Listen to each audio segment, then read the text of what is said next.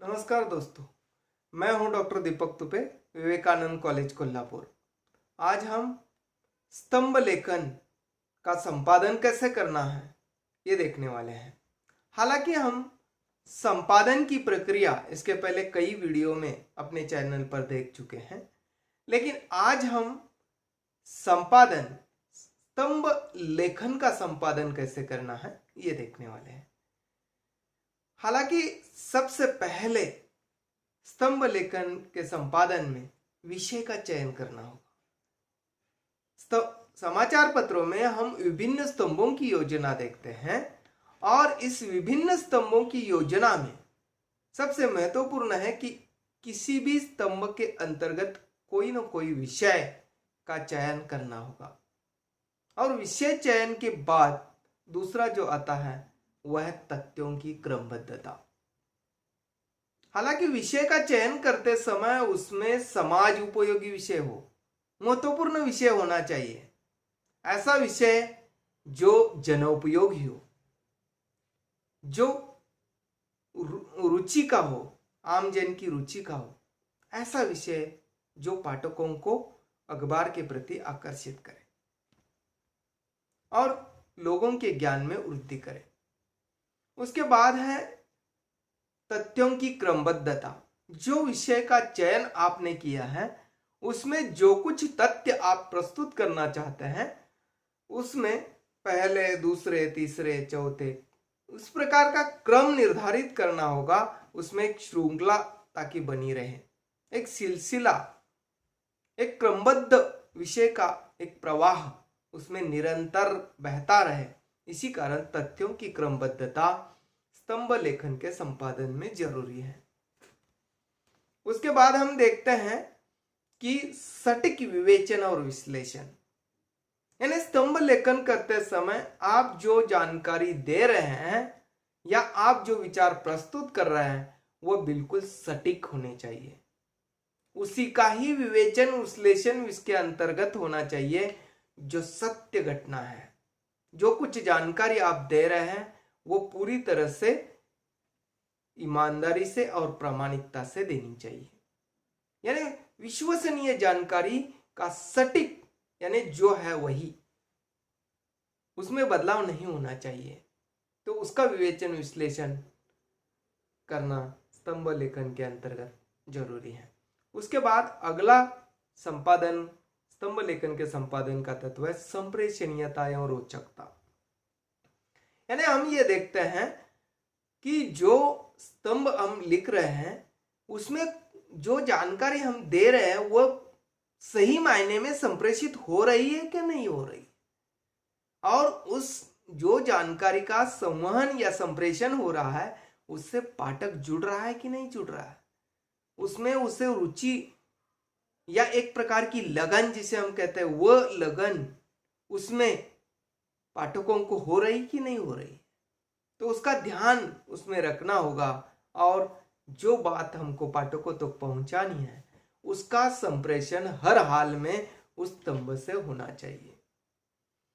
उसके बाद अगला तत्व जो है स्पष्टता एवं संक्षिप्तता, यानी जो कुछ जानकारी आप दे रहे हैं वो पूरी तरह से स्पष्ट होनी चाहिए।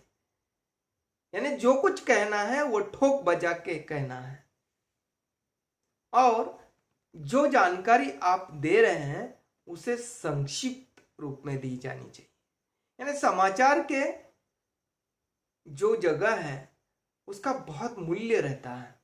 हालांकि विज्ञापन देने वाले कंपनी या देने वाले पाठक जो होते हैं वो अच्छी तरह से जानते हैं।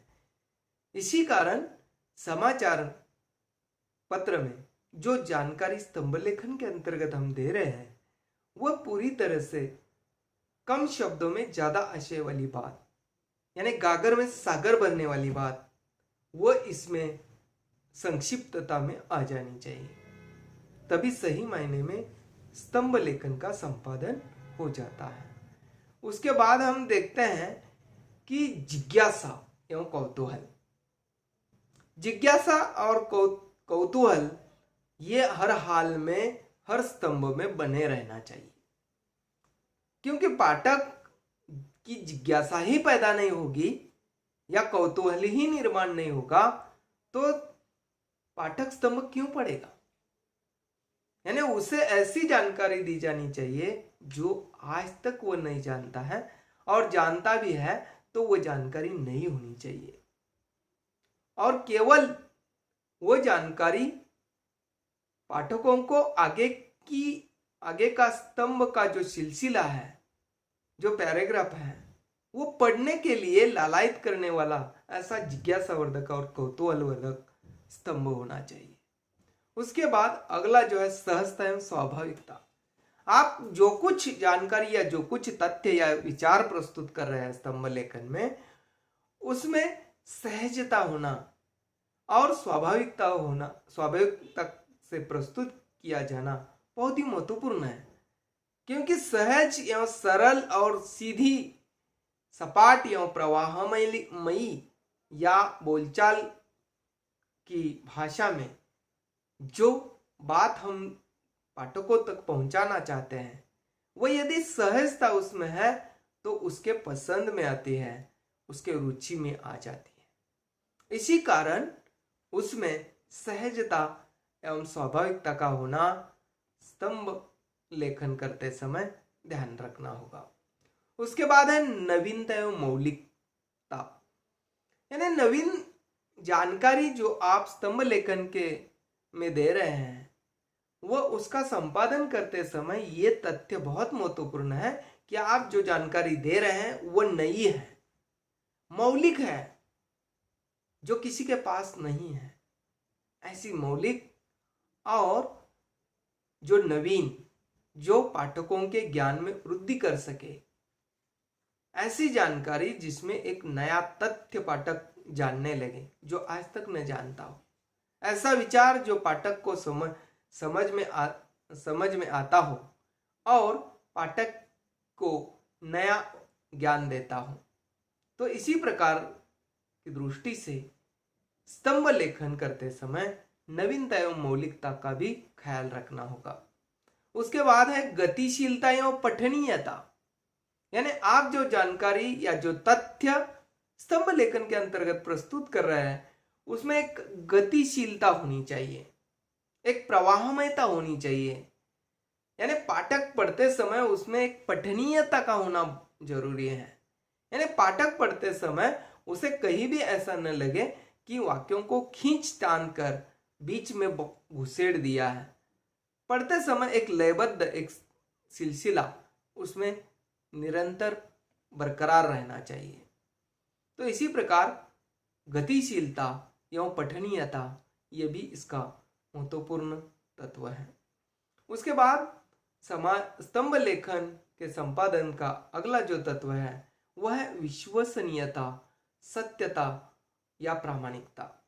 यानी आप जो जानकारी या जो तथ्य या जो विचार समाज को दे रहे हैं वह सत्य घटना पर आधारित होनी चाहिए, पूरे ईमानदारी के साथ, पूरे प्रामाणिकता के साथ और पूरे विश्वसनीय ढंग से पाठक को समझ में आ जाए और यकीन हो जाए कि हाँ इस जगह पर ऐसा हुआ होगा। यानी उसका एहसास पाठक को होना चाहिए। ऐसी विश्वसनीय जानकारी या प्रामाणिक तथ्य जो ईमानदारी से आपने सत्य पर आधारित प्रस्तुत किए हैं, ऐसी जो जानकारी है वो एक प्रकार से समाचार पत्र के प्रति विश्वास पैदा करती है, पाठकों को जोड़ देती है और एक प्रकार से पाठक और समाचार पत्र का एक गहरा रिश्ता इस विश्वसनीयता, प्रामाणिकता या सत्यता के कारण बन जाता है।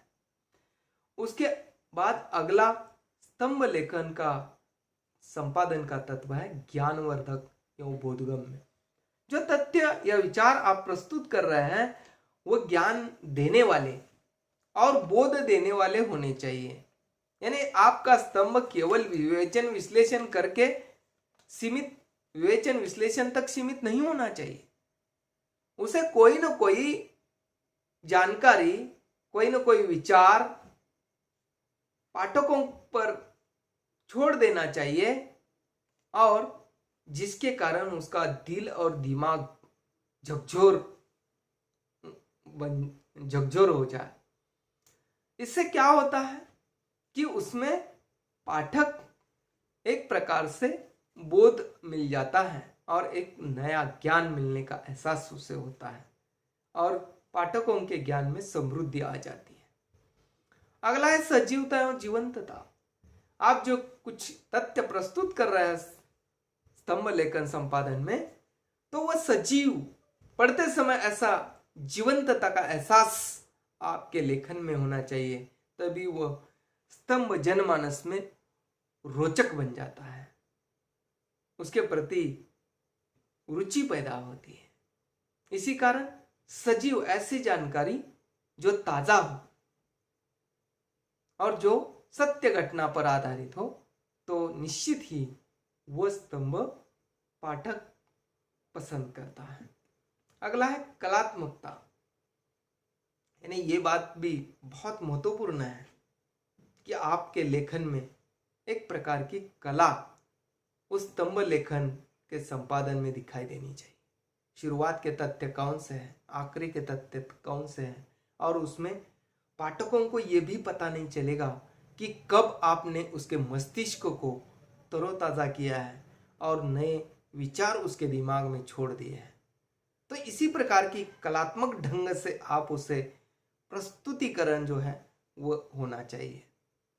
उसके बाद है उद्देश्य पूर्णता, यानी आपका जो उद्देश्य है वो उद्देश्य आपके स्तंभ लेखन के संपादन में पूर्ण होना चाहिए।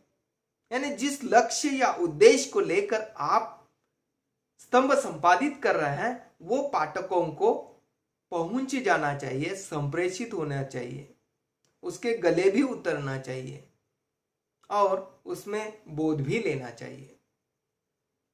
अगला तत्व है शीर्षक की सटीकता। आप स्तंभ तो लिखते हैं, उसका विवेचन विश्लेषण करते हैं